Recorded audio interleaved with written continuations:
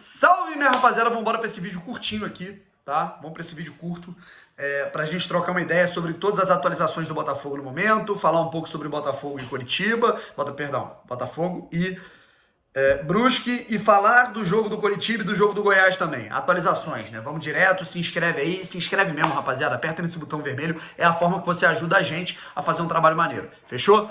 Vamos lá. Tivemos dois jogos que envolvem, né, a briga pelo acesso nessa terça-feira, tá? Goiás 0, Londrina 0. Esse resultado foi interessante. O Goiás, né, somou apenas um ponto, 52 pontos. O Goiás perdeu o Apodi. O Apodi não enfrenta o Botafogo na próxima rodada, suspenso com o terceiro cartão amarelo. Goiás tem o mesmo número de pontos que o Botafogo, mas tem uma vitória a menos e um jogo a mais. Se o Botafogo ganhar, o Botafogo abre 5 pontos de vantagem, né? Perdão, 3 pontos de vantagem para o terceiro colocado, que é o Goiás, e 5 pontos de vantagem para o CRB, que é o quinto colocado. E o Avaí, né, lembrando que ainda joga, tem 50 pontos, também está em quarto. Já o Coritiba, rapaziada, o Coxa venceu o jogo, certo? O Coxa venceu pelo placar de 3-0. Eu assisti a partida, o jogo do Goiás eu assisti só no finzinho, fiz até uma live com a rapaziada.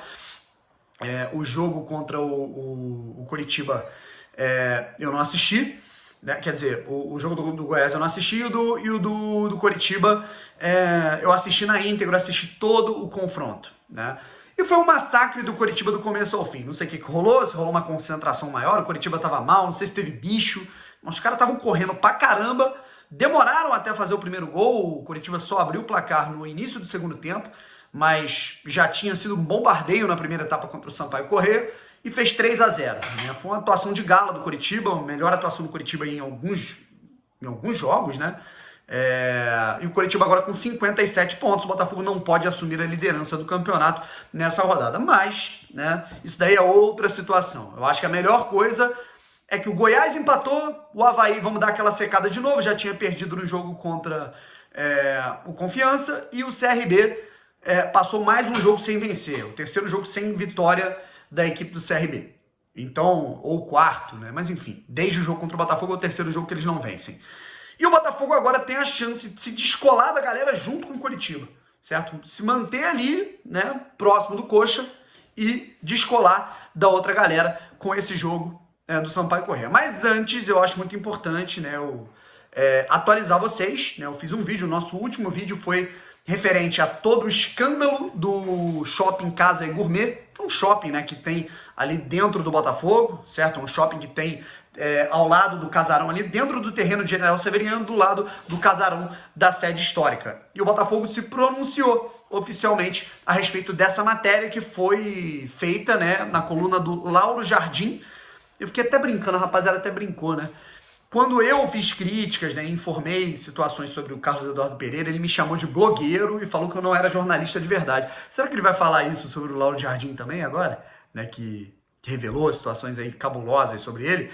Enfim, vamos ler aqui a nota oficial, né, que foi divulgada pelo Botafogo para que a imprensa divulgasse. Tá aqui no grupo da imprensa. O Botafogo confirma a informação de que entrou na justiça com uma ação de revisão dos aluguéis das lojas do Shopping Casa e Gourmet na última sexta-feira. Como parte do processo contínuo de revisão de contratos e valorização dos ativos, o clube analisou os contratos em vigor com o shopping, que estão em condições amplamente desfavoráveis, e busca reajustar o acordo com valores do tamanho do potencial do espaço e sob parâmetros de mercado. Beleza? E lembrando que o GE, o Globo Esporte, também publicou uma matéria com mais informações de que o Conselho Fiscal do Botafogo, né, reprovou as contas do clube. E um dos motivos dessa reprovação, que a gente inclusive trouxe aqui no início do ano, foi justamente essa situação aí do Botafogo não ter apresentado, né, da gestão Mufarrege, né, não ter apresentado os contratos, né, tudo bonitinho, por que os contratos não foram revisados, por que houve uma redução de preços exorbitantes na pandemia nos aluguéis, certo? E aí, por que tem tudo isso, né, cara? Tem a situação lá de um dos restaurantes específicos que não tem CNPJ, é só CPF. Então tem um monte de coisa aí que não é esclarecida.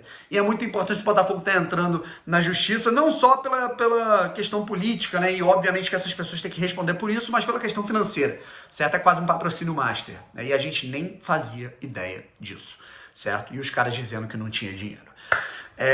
Os caras, quando eu falo, é Monfarrege, é Carlos Eduardo Pereira, é Montenegro, é Rottenberg, esses caras, né? Mas a parada da vez é com o Monfarrege e com o Carlos Eduardo Pereira. Eles foram os presidentes e vice das últimas gestões e o Carlos Eduardo Pereira foi quem fez isso lá em 1993. Agora vamos falar de Botafogo e Brusque, tá bom, rapaziada? Agora é importante a gente focar apenas no jogo aqui. Sobre esse assunto, eu vou tratar depois, tá? Só um adendo, eu já expliquei isso em live, em vídeo e tudo mais.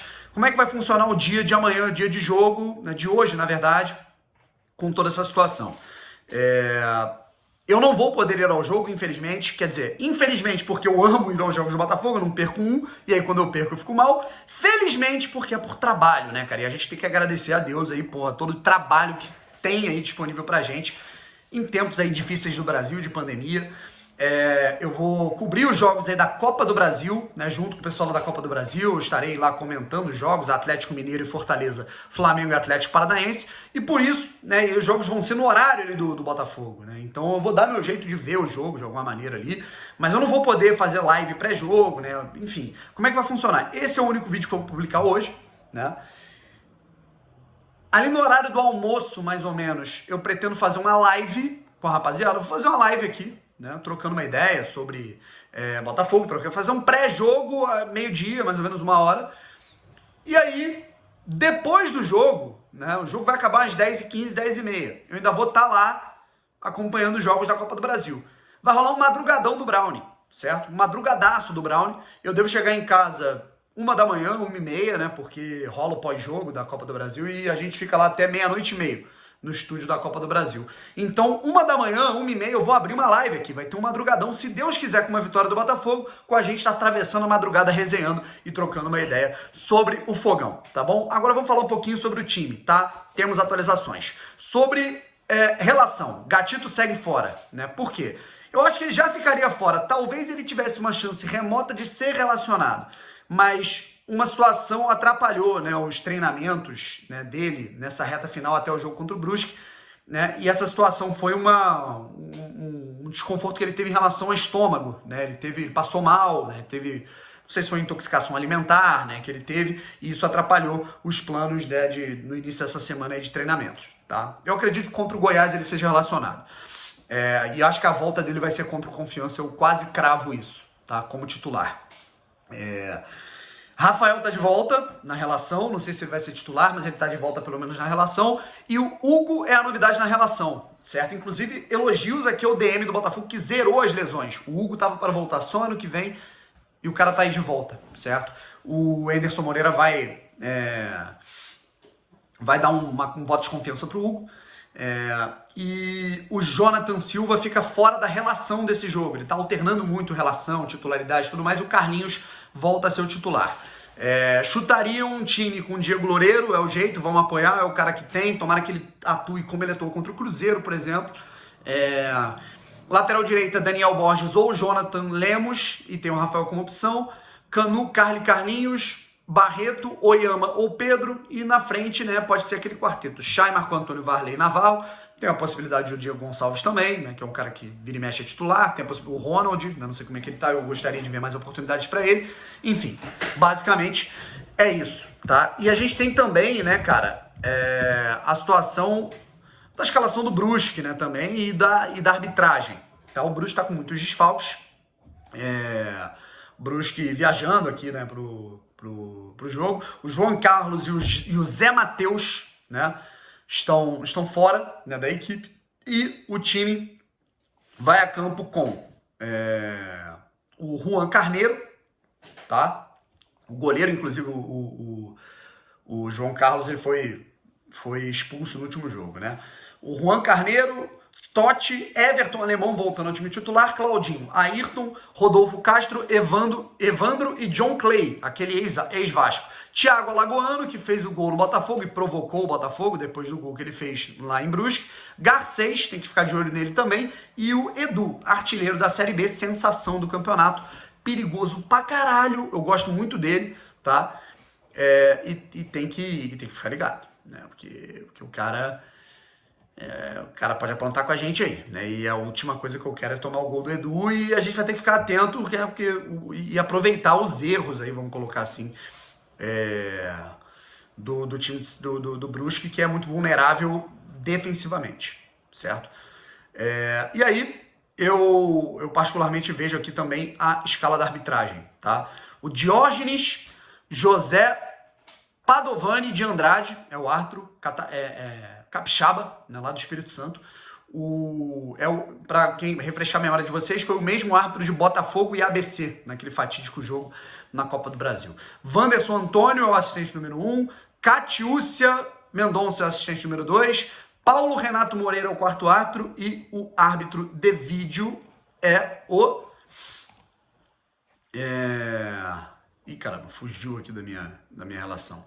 Certo? Mas também não é um cara, né, que se envolveu em, vamos dizer, em polêmica, né, no jogo do Botafogo, né, não teve nada de errado em relação a isso. É porque tá aqui um pouco embaixo. É o Leone Carvalho Rocha, tá? É o árbitro de vídeo. Então é isso, rapaziada. A gente vai ficando por aqui. E ali na hora do almoço vocês fiquem ligados porque vai ter conteúdo. Valeu? Tamo junto. Fui!